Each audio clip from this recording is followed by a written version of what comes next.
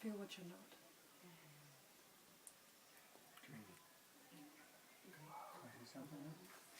Do you say something? Why they just sprung with Yes, I'm not this kid. I feel that. Thank you. I'm not this Feel what you're not. Feel what you are. confined space. Lisa, like to take some. Tired. Thank you. Achy. Feel what you are. Feel what you are. Enthusiastic.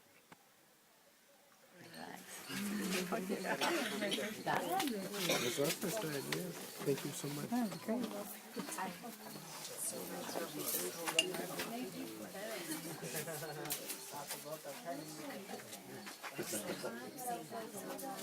My name is Gaukaran Singh. I live at Bodh Gaya. Our birthplace is Bodh Gaya, Bihar. Lord Buddha say, if you want to meet me, you can meet. I live in meditation. I live in where you did help to poor people. Where do you help sickness people? I meet there. And I live in meditation. So meditation is a very good for man, very good for mind, for health. Yeah, he don't find in temple. He say, I don't live in temple. I live in meditation. If you want to meet to me, you did meditation, I will come there. India is a very good country, religious country, and very have a compassion and very kindness country, and they make always friend. There's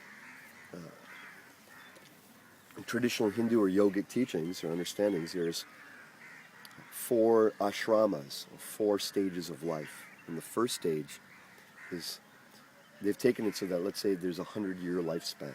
So the first 25 years is the preparation, the student age. So you're preparing for life, you're preparing by study, moral study, and in those years you would study the whole spectrum of life. Everything from weaponry to martial arts, self-defense, philosophy, astronomy, mathematics, science, biology, at the level and whatever way they had it back then, right, in their systems, but using that. Then you had to study moral codes, ethics, scripture, and have spiritual practice of meditation, devotional practice, whatever the guru assigned you, but that would be the whole spectrum. And then astrology, subtle arts, so everything incorporating the left and the right brain of our being. So it's not as much one-sided.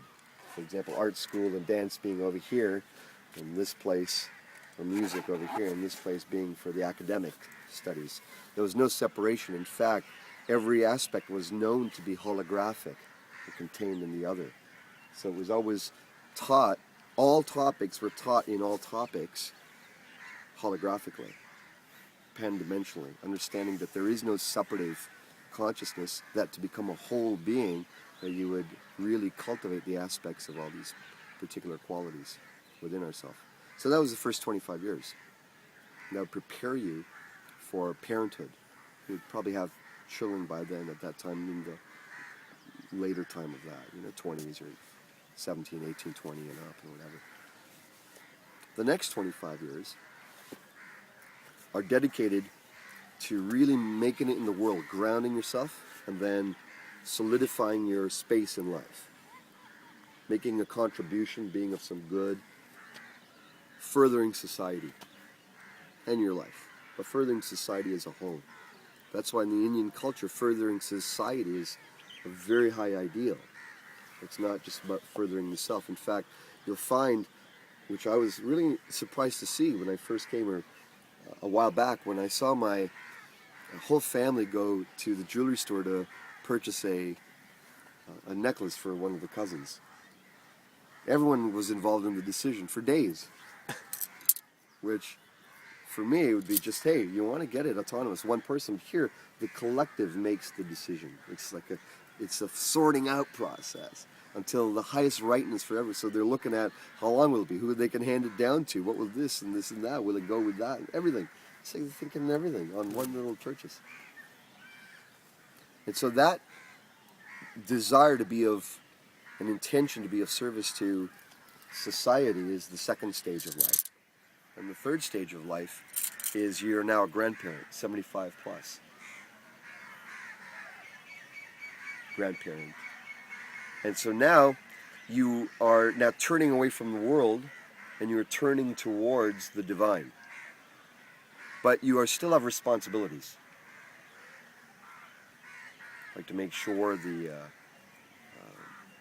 your children now who have children, you're not fully responsible, you're not taking care of them, but you're giving guidance, you're giving financial understanding, you're giving wisdom understanding, you're giving relationship understanding. You're there, but you're moving away from the world of doing things, and now you're entering the world of devotion and spiritual understanding and practice.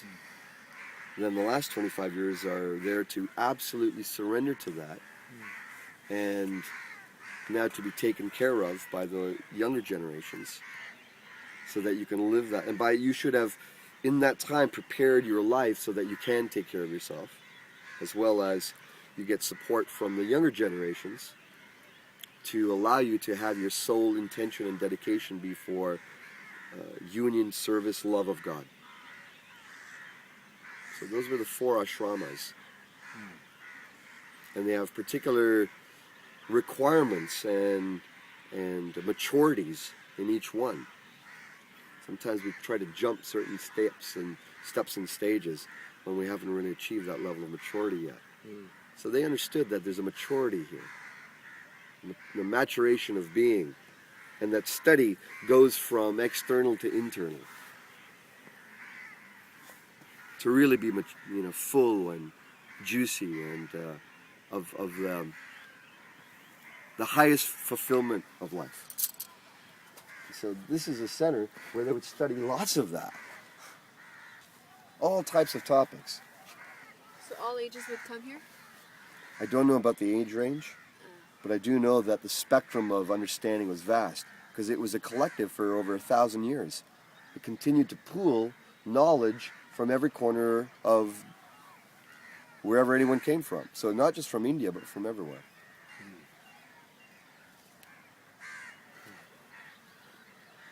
So imagine a place where there's a humility to the vast topic of life and a thirst and excitement to meet it with, yes, show me, give me, thrust me into life so that that all of society gains.